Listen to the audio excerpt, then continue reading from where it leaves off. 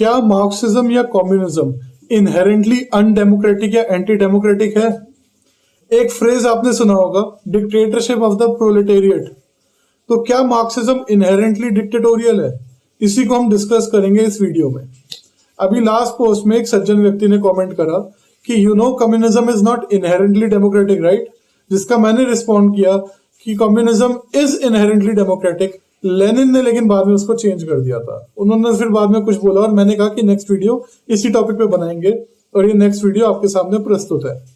अब इस टॉपिक के लिए मैं जो ये पेपर यूज कर रहा हूँ, it is authored by none other than Thomas soul.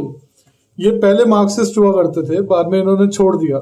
जो रीजंस दिए मेरे को तो कन्विंसिंग लगे नहीं, बट इन एनी इवेंट अपनी सब्सिक्वेंट राइटिंग्स में इन्होंने कहीं पर भी इस पेपर को डिसोन नहीं किया या इसका खंडन नहीं किया, एटलीस्ट मुझे तो नहीं मिला। तो हम इस पे रिलाई करेंगे because this is a very sharp and penetrating paper.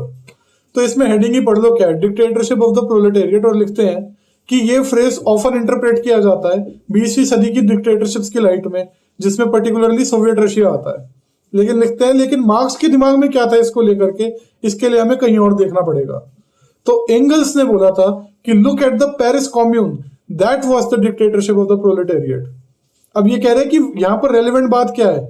Not the historical Paris Commune but the Paris Commune as seen by Marx. ये इंपॉर्टेंट है। और स्पेसिफिक फीचर्स क्या थे उस कॉम्यून के which cause Marx and Engels to regard it as the political prototype of dictatorship of the proletariat. पहला, universal suffrage, सबको voting अधिकार। ये वो टाइम है जब मोनार्कीज वो करती थी।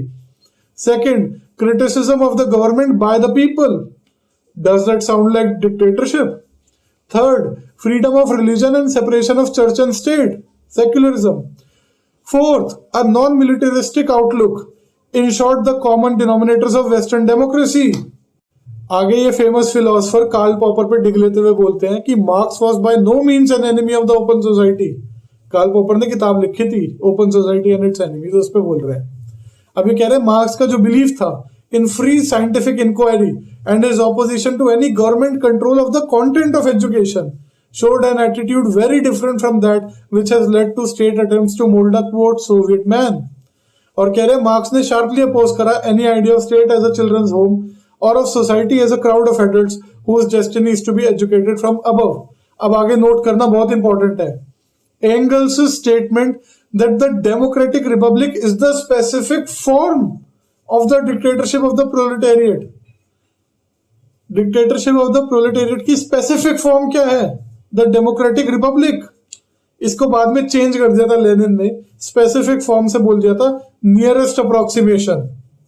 वो मैं बाद में दिखाऊंगा। और ये कह रहे हैं कि but this only indicates the pitfalls involved in reading present day issues and problems back into earlier thinkers. आज के टाइम पर जो हम समझते हैं डिक्टेटरशिप का मतलब, मार्क्स की राइटिंग पढ़ते हैं और उसमें उसी को ही समझने लगते हैं। वहां उसका मीनिंग कुछ और था। ये कह रहे हैं for Marx the concept of dictatorship did not at all revolve around questions of civil liberties, one party rule etcetera, but around the question of de facto control of the institutions of society. कि in effect reality में कौन control कर रहा है, उससे मतलब है dictatorship का। जैसे कि फॉर एग्जाम्पल आज के टाइम पर मीडिया जो है वो बड़े बड़े पूंजीपति ओन करते हैं, तो वहां पर डी फैक्टो डिक्टेटरशिप किसकी है? ऑफ द पूंजीपति। तो ये कह रहे हैं कि मार्क्स सॉ कंटेम्परेरी इंस्टीट्यूशंस जो उनके टाइम पर थे as dominated by capitalist through intellectual ideological influence as well as economic power. और उन्होंने ये अज्यूम करा कि जो अगला फेज आएगा हिस्ट्री का, that would see similar domination by the working class. और ये कह रहे हैं कि मार्क्सियन कंसेप्ट जो है dictatorship of the proletariat, it expressed little more than the truism that a cohesive popular will would be overwhelming in a truly democratic state. और इसमें क्या दिक्कत है? और ये कह रहे पेरिस कॉम्यून सिग्निफिकेंट था इन मार्क्स's view for its enhancement of political democracy since the political rule of the worker quote cannot coexist with the perpetuation of his social slavery. और ये कह रहे हैं particular social welfare measures of the short lived commune could but be token the tendency of a government of the people by the people. अब Thomas Sowell आगे लिखते हैं कि कार्ल मार्क्स मोस्टली पोलेमिक्स में एंगेज करते थे अगेंस्ट हिज ओपोनेंट्स, जो कि मोस्टली होते थे लिबरल्स या फिर एनार्किस्ट। इसीलिए political freedom and democracy received remarkably little attention in the writings of Karl Marx and nowhere a systematic discussion. लेकिन जहां पर भी मेंशन हुआ है subject at all, whether in his early writings of 1840s or in his final works in the 1870s, his acceptance of democracy was unequivocal and largely uncritical. He showed no reservations, as for example J.S. Mill had, over the tendency of a majority to tyrannize over individuals or to hamstring specialists by the political weight of their collective ignorance. आगे बढ़ो. The self-realization of the individual was the highest goal of Marxian socialism. जो masses है, working class है, वो खाली instrumentality नहीं है revolutionary लाने के लिए, but individual as such ही है who has to be liberated in the post-revolutionary scheme of things.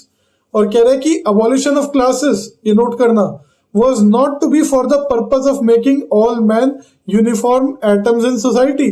कई लोग बोलते हैं ना कि इक्वालिटी का मतलब क्या, कि तुम क्लोन्स बनाओगे, क्या नहीं. Not to destroy variation, but to make the individual rather than the class the unit of variation. और ये आप बताओ मेरे को, डिक्टेटरशिप के अंडर होगा या फिर ये डेमोक्रेसी के अंडर में होगा. आगे मार्क्स को कोट करके कहते हैं, in the society Marx envisioned, it is as individuals that the individuals participate. Marxism एम क्या था? The liberation of each single individual, the creation of a society in which the full and free development of every individual forms the ruling principle. These points need special emphasis in view of the idea promoted by the USSR and repeated by its friends and foes alike that there is something Marxian about sacrificing the individuals to the need of mass production. अब कई लोग ये कहते हैं कि marks ने चलो political sense में इंडिविजुअल फ्रीडम को डिनाई नहीं करा, but he did deny it in the sense of free will. जो उनकी मेटीरियलिस्टिक कंसेप्शन ऑफ हिस्ट्री है, वो कह रहे इकोनॉमिक डिटर्मिनिज्म वाली है, जहां पर एक इंडिविजुअल एक टूल मात्र है इकोनॉमिक फोर्सेस का, और इंडिविजुअल की अपनी खुद की मोटिवेशन सिर्फ इकोनॉमिक है. कह रहे हैं this image of man is set to explain the manipulative totalitarianism of contemporary Marxism. लेकिन सॉवल लिखते हैं, actually Marx's theory of history never pretended to determine, economically or otherwise, what individuals would do. Greatest latitude allowed था variation का of personal motivation. लिखते हैं कि Marx's theory denies precisely the claim that individuals, यानी कि great men, shape history. Hence, it does not find it necessary to go into their motives. ये कह रहे हैं for what each individual wills, ये quote कर रहे हैं मार्क्स को, is obstructed by everyone else. And what emerges is something that no one willed. जिसे इमर्जेंट आउटकम कहते हैं डेमोक्रेसी की, कि किसी एक बंदे ने विल नहीं करा, सबने कलेक्टिवली जो करा उससे एक ऐसी आउटकम निकली दैट नो वन विल्ड. लिखते हैं the Marxian theory of history attempted to analyse the logic of the situation rather than determine the intentions of individuals. और ये कह रहे पार्ट में ही ऑब्सक्योर क्यों हो गया है, क्योंकि जो मटेरियलिस्ट कंसेप्शन ऑफ हिस्ट्री में जो मटेरियलिस्ट वर्ड है ना, उससे लोग गलत मीनिंग ले लेते हैं. वो समझते हैं मटेरियलिस्ट माने खाओ पियो ऐश करो मित्रा, दिल कभी किसी ना दिखाइयो ना, वो वाला नहीं. ये मटेरियलिज्म जो था ये फिलोसॉफिकल मटेरियलिज्म था, जो कि हेल्विशियस और हॉलबार्ग की वैरायटी का था. It has a different meaning, उसका उससे कोई लेना देना नहीं है. अभी और देखो, थॉमस सोल लिख रहे हैं कि एंगल्स ने तो सजेस्ट करा था पेरिस कम्यून को as a model for dictatorship of the proletariat, लेकिन लोगों के दिमाग में क्या हो गया role model? Soviet union.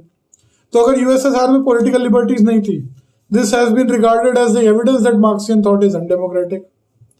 Russia अगर हैवी इंडस्ट्रीज पे फोकस कर रहा है at the expense of consumer goods, तो this becomes a Marxist notion. Despite Marxist complete silence on this subject, Marx ने कुछ लिखा ही नहीं इस पे, पर वो मार्क्सिस्ट नोशन. क्यों? क्योंकि सोवियत यूनियन ने किया था. If the Soviets violate international agreements, this is explained by the Marxist precept that the end justifies the means, a precept not to be found in all Marxist voluminous writings.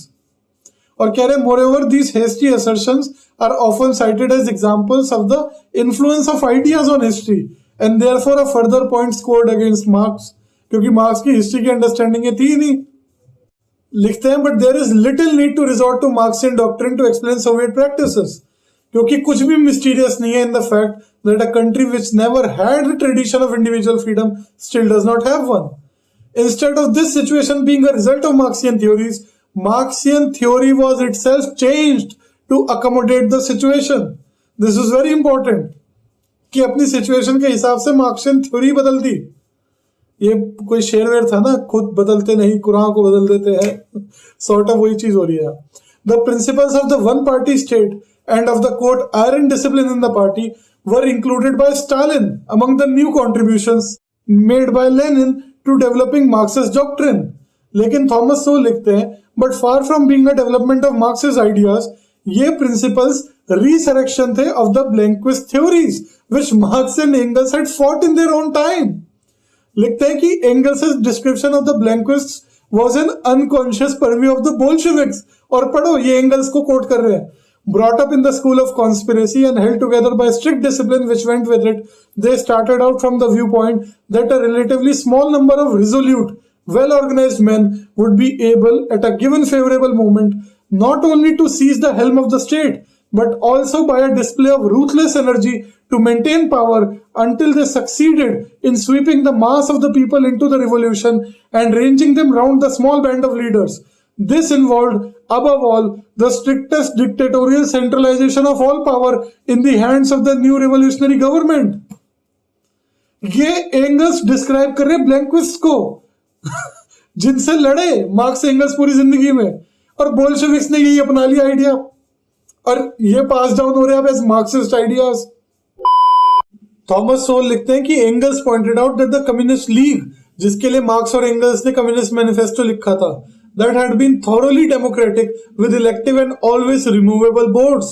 This alone barred all hankering after conspiracy which requires dictatorship. उन्होंने describe करा ब्लैंक्विज्म को as the fantasy of overturning an entire society through the action of a small conspiracy. अपने later years में angles ने देखा Russia को as one of the exceptional cases where it is possible for a handful of people to make a revolution and thereby give a certain justification to Blanquist ideas. He did not, however, foresee that it would be called Marxism when it happened. क्यों? क्योंकि Blanquism basically incompatible है with Marxian view of history and of the proletariat. Marx saw the coming of communism, in his sense, as the result of a long series of struggles, transforming conditions and men. The kind of society he envisioned required, as Lenin observed, a person not like the present man in the street. Marx saw this new sort of person emerging as a natural result of the sobering process of a social struggle lasting perhaps a half century. और soul लिख रहे हैं कि educational role जो था of adversity and setbacks for the proletariat was a recurrent theme in the writings of Marx and Engels. Lenin, on the other hand, believed that the proletariat would never autonomously develop the necessary outlook and purposeful unity. अब coat कर रहे Lenin को, class political consciousness can be brought to the working class only from without. Without मतलब बाहर से, within का उल्टा. Whatever the relative merits in terms of realism of Marxist versus Leninist conception of working class, this crucial shift of assumptions necessitated a fundamental change, however covert, in the line of march toward communism, both before and after seizure of power. Now this is very important, note करो. Thomas soul कह रहे हैं कि explicit Marxian परसेप्ट्स तो democratic थे, लेकिन marks की खुद जो प्रैक्टिसेस थी that to some extent were conspiratorial repressive pattern of modern communism. अब ये कह रहे हैं कि जैसे मार्क्स का कंज्यूमिंग हेट्रेड था और आइडियोलॉजिकल इंटॉलरेंस था, his immersion in the intrigues and cut throat power struggles of the First International, his ad hoc justifications of terrorism and other concessions to expediency were faint foretastes of the Russia of Lenin and Stalin. ये note करो line, very important. There was more traditional than intellectual continuity in the history of Marxism. Traditional continuity ज्यादा थी marks की practices को लेकर के, जो personal life में जैसा था मार्क्स. इंटेलेक्चुअल कंटिन्यूटी नहीं है हिस्ट्री ऑफ मार्क्सिज्म में, क्योंकि अगर मार्क्स का इंटेलेक्चुअल जो आप देखोगे प्रोग्रेशन, वो थॉरली डेमोक्रेटिक है. अब लेकिन ऐसा भी नहीं है कि मार्क्स की इंटेलेक्चुअल आउटपुट में डंडी मारने का स्कोप नहीं है. ये देखो थॉमस सोल क्या कह रहे हैं. कह रहे हैं Engels declared that Marxism took from Hegel the great basic thought that world is not to be comprehended as a complex of readymade things but as a complex of processes.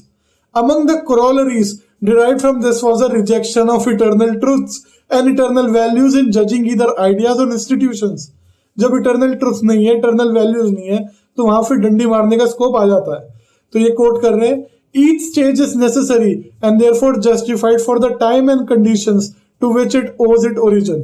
But in the face of new and higher conditions which gradually develop in its own womb, it loses its validity and justification.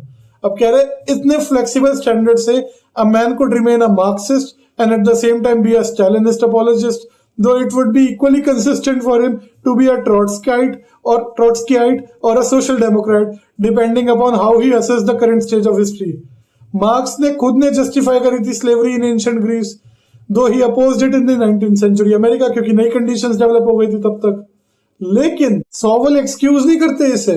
वो कहते the establishment of proletarian government operating not only other classes but the workers themselves, the dictatorship over the proletariat, over the proletariat, as it has been called, was perhaps the most grotesque contradiction between Marx's vision and what actually happened. और मैंने भी शायद Thomas soul को पहले coat करके ये tweet करी थी, ये भी आप देख सकते हैं. Engels' statement that the democratic republic was the quote specific form of the dictatorship of the proletariat, याद है earlier हमने डिस्कस किया था, was changed by Lenin to mean the democratic republic was the quote nearest approach to the dictatorship of the proletariat, all while claiming to be following Engels, to be establishing what Marx really taught. Once in power, Lenin defined dictatorship very clearly, quote, rule based upon force and unrestricted by any laws. Revolution was likewise changed by Lenin to mean exclusively a violent rise to power, जो marks का view नहीं था by the way. Here he conceded that he departed from Marx's view that the spread of franchise made social revolution possible without violence, democracy से, a view no longer valid according to Lenin in the era of imperialist war. तो ये है sir, कई बार ऐसा होता है ना, गुरु ने जो बोला चेला उसका नाश मार देता है कई चीजों में, वही यहाँ पर हुआ है. पर लेमैन जिसको ये सब कुछ भी नहीं पता, उसको मार्क्स के बारे में पता ही नहीं, वो पॉप कल्चर से कुछ भी उठाकर ले आता है. और जैसे रफ्तार के गाने में है ना, मुंह से मेरे गुल चले धड़ धड़ धड़ धड़, वो धड़ धड़ धड़ धड़ धड़ धड़ बोलता रहता है, कुछ भी मार्क्स के बारे में अंडरस्टैंड. अरे भाई थोड़ा बहुत पढ़ लो, थॉमस सोल को ही पढ़ लो, उन्होंने जो बुक लिखी है मार्क्सिज्म पे, after he left Marxism, that is also very good. तो वो भी पढ़ना जरा जाकर. और बाकी जिसको मेरा काम पसंद आए सपोर्ट करो.